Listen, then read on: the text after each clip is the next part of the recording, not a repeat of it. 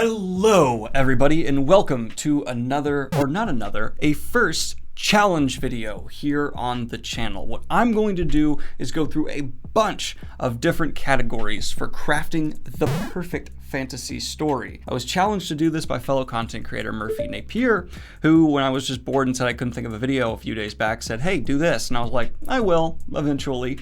This is the eventually. This sounds rather easy, right? Just go through, pick your favorite authors, throw them together, spit them out, you got something. No, that would be a chaotic mess, and the blending there would be terrible.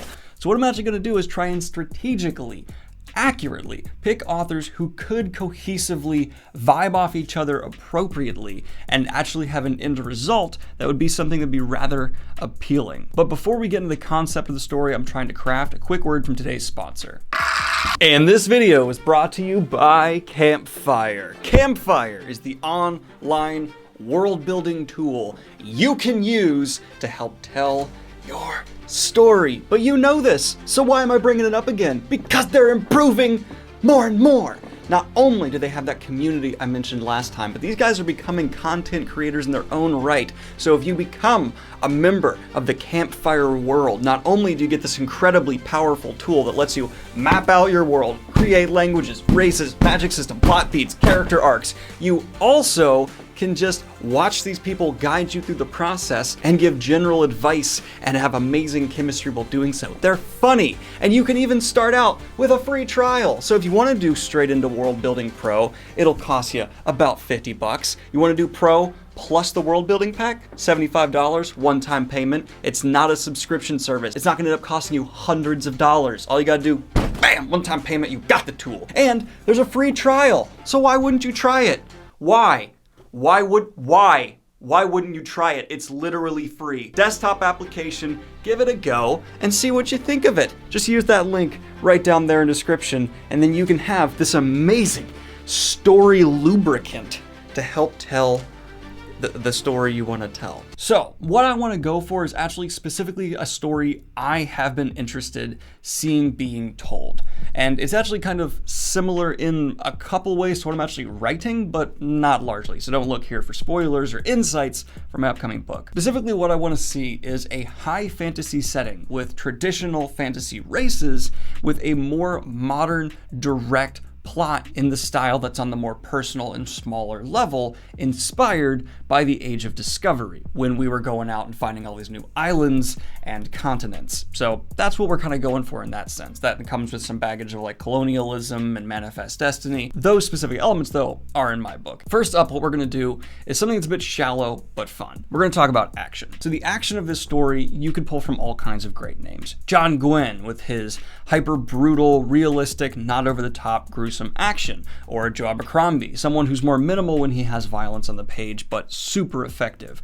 That's not exactly what I'm going for, though. I want an author who has a lot of punch, the proper amount of gore, but still manages to have character always at the forefront when violence occurs. And that's actually going to be Pierce Brown. So I've recently started the second Red Rising book, and I've been enamored in how Pierce Brown handles action because he never forgets character and personality, very specifically when action occurs on the page, and it's quite fascinating. I wasn't the biggest fan of the first Red Rising book, but I'm enjoying the second one quite a bit more. So the way he's done it, the way it's super effective yet still manages to be true to his characters, is something I specifically want to put in here because it's just currently dominating my mind, and action isn't something we have to worry too much about blending as long as we stick with this more real and gritty tone, and that's what we're going for. But I do want to skirt around grimdark, not fully going in, but that'll be difficult with this next category especially. Tone is the concrete, right? This is the glue, the other sticky substance, whatever you want to have, that puts the story together. It brings it all in. Many amazing tones have been consistently achieved throughout fantasy, but there's one author who sticks out for me so strong in just the vibes he gives off,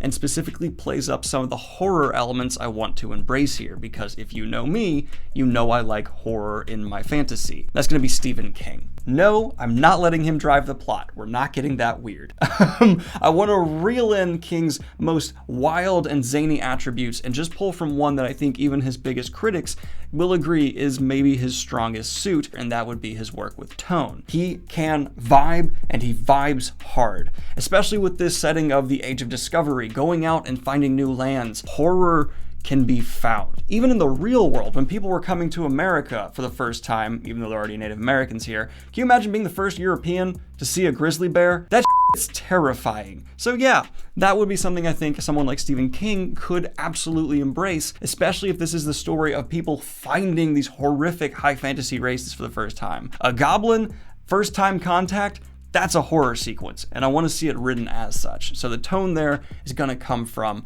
the man behind fantasy horror, King. Now, characters as a whole, this is a tricky category because a lot of people, if you pick certain authors, have very high expectations for their characters. If I chose Sanderson, people are gonna go, oh, there's these grand arcs with these huge like redemptions or evolutions, which isn't exactly what I want. With this setting, I want the focus to not necessarily be on the characters' arcs, but who they're already established to be. And that's a specific note to go for with character. But if you know me, you probably already know who I'm shooting for, and that's gonna be Abercrombie. Joe Abercrombie has a very specific ability to make a character breathe on the page with how their dialogue is written, how their thoughts come across. They don't necessarily have the biggest arcs, but you know who they are. Logan Ninefingers is a personality that slams into you. Baez is so well realized. Ricky is just there, even though she's more muted than some of his others. No character gets neglected in the sense that you can just feel who they are. I was recently on a panel with Mr. Abercrombie and Stephen Pacey, and Stephen Pacey was talking about how when he narrates Abercrombie books, it's unlike any others because the characters are just so natural. He almost just finds the voice by default. It's low-hanging fruit, but it's a rock-solid foundation to lean on to have someone like Abercrombie craft the characters with their specific thoughts and dialogue, which is going to clash with the later category of prose, but obviously this is not exactly like a scientific method. Just roll with me here. Magic system. Here I'm going to go for another pretty obvious pick. No, it's not Sanderson. I think a hard magic system, which is what Sanderson specializes in, will actually clash quite severely with this more high fantasy setting. I want an author who kind of rides more in that middle ground of, yeah, there's some modern inklings to how he writes magic, but it's still definitely in that higher fashion. There's harder elements, but softer underlyings. It's a good middle ground, and that's going to be Jordan. Few authors have ever penned anything like channeling, and I think no one's going to blame me for leaning into a mind like Jordan when it comes to crafting magic systems. The villain. So here is what's going to be interesting. Pip's jumping the desk. So for villains here, the Age of Discovery makes it a bit complicated because I feel like if you hand it improperly, it seems like you're trying to insinuate some things about history that are not true. Whenever you're pulling reflections, you need to be careful with whatever you're pulling, how you represent it. And Age of Discovery is going to be a fine line to walk. So I definitely believe our exploring characters should have some of the big villains within their own ranks. There also should be some people they run into, whether it's within elf, orc, whatever societies you want to find, or just other humans that also fall into the category of villain. And what author absolutely knocks it out of the park every time they start supplanting villains within everybody's ranks, and they're kind of the master of that? It's Martin. Martin does an extraordinary job of crafting villains on the likes of Joffrey, Ramsay, everybody. They're just so evil and hateable, and he's really good at crafting them in a sense where you understand their motivations, why they exist, and the politics around them. And there's gonna be a lot of politics in this. Now, I don't necessarily want Martin to control the plot and how these people are actually progressing in their exact motivations, but in terms of weaving them within the characters, there's few who can do it like Martin. There's a reason people hate his villains so much. It's because they're disturbingly human in a way. You can't shake the feeling that you know these people exist in the real world. But this to me is a story where villains will be on all sides. It's going to be, okay, there's corrupt leaders within their own ranks, and then there's going to be people they run into in societies who maybe they have a corrupt leader in their own ranks, or there's insurrections happening. I always kind of hate when there's like this that's running into a new society and they always seem to be at a peaceful time. Why does that have to be the case? Why couldn't you come to a place in a time of conflict? There's inherent stakes there that you're investing into, and it's interesting to see how that could be played out. That is where I'd like to take the quote-unquote villains as more of a factor to be dealt with on all sides of greater conflicts. But who will be the hero? Obviously, this is not going to be a happy tale necessarily, and I want an author who can put someone forward who will go through abuse but believably come back swinging. And that's actually something that's pretty difficult to do. There are authors who constantly have heroes that feel like they've been through too much, and it doesn't feel justified that they can get up and come back and still have this just, I'm here to fight protagonist mentality. One author, though, who really surprised me with how well they accomplished this was Robin Hobb. Fitz from the Farseer trilogy went through far more than I ever expected going in. My understanding of Farseer going into it was like, oh, this will be kind of like a lighthearted classic fantasy. No, Fitz goes through That trilogy should just be retitled Fitz Deals with Stuff and Then Continues Forward. Except it's very believable. Robin Hobb never made it so it felt like it was too much, and his growth and evolution from travesty after travesty that happened to him just made him stronger and more believable with his response and reaction and growth. And that's actually exactly the kind of vibe I want to go for. I know some people don't really vibe with the Farseer trilogy. They think it's too slow, too political based, but I think few people after at least finishing that trilogy will not agree that Fitz is a amazing protagonist in how he evolves. His actual arc is brilliant, and with this kind of wider mentality of most of the cast of characters from Abercrombie's perspective of just being already realized on the page, I think it's important to have a hero who's going to have this level of growth. So a mind like Robin Hobb behind this main focal point for the cast would be something I think would pay off quite well. All right.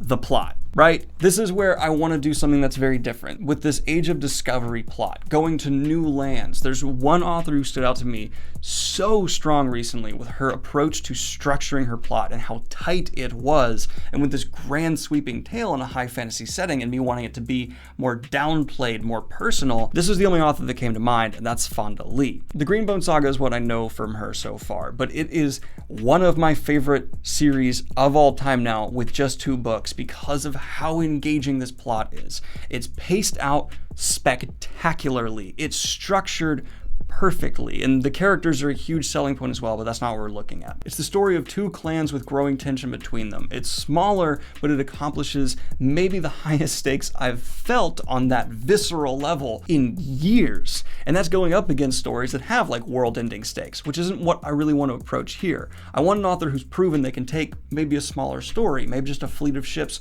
finding these new islands, but show me almost immediately and consistently there's reasons for me on a story level to be deeply invested. And I racked my brain, I cannot think of an author who did it better than that, than Fonda Lee in the Greenbone Saga. So the world building though, right? We've talked about a lot here, but not necessarily who's actually going to do the groundwork for building the world. I know a lot of people would say, oh, easy, Tolkien. You want high fantasy? Go Tolkien. I'm gonna go for the other low-hanging fruit though, because I believe Tolkien's deep focus on lore and history, mythology type elements would detract for the actual focus I'm trying to craft. I want something that's deeply plot and character based with just more of a high fantasy backdrop. So it kind of has the best of both worlds here. So I want someone who's proven that they can build detailed fantasy worlds without sacrificing too much when it comes to page count. Now, that's a bit of an overstatement. He does like to indulge in his page counts, but it's not all super focused on the world building. That would be Sanderson.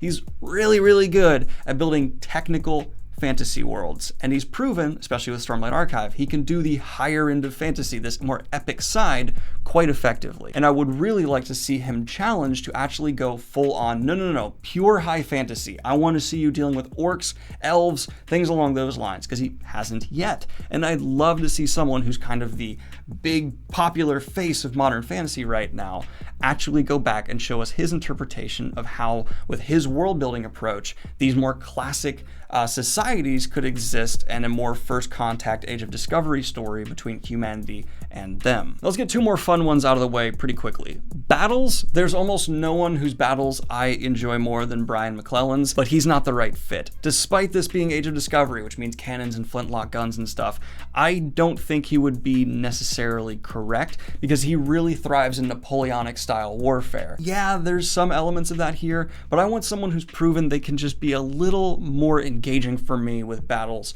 and that would actually be Brent Weeks. Brent Weeks' battles are an event in my mind. I am addicted to how well he blends in character, magic, and stakes in a larger battle vision and doesn't lose anything. Every battle Brent Weeks has penned that I've read seems to be on a technical level of like a Helm's Deep. He sets clear goals, he knows exactly where his forces are positioned, and he knows how to move clearly through the pages with the reader to have something great accomplished. Now, I actually almost put Glenn Cook here because while I don't love The Black Company, I think he would still be a very good fit. And Erickson was someone I considered, but with how he is so broad picture, this as being a smaller story, I just don't know how well he would translate. Weeks for me is the guy for this. He would translate so well for having something that's just a fleet of boats, a few hundred people desperately trying to survive in this more the world is against you, these new societies, new creatures are coming at you. I think this would actually play up to his strengths very, very well. Especially with something as well realized as like a Jordan magic system,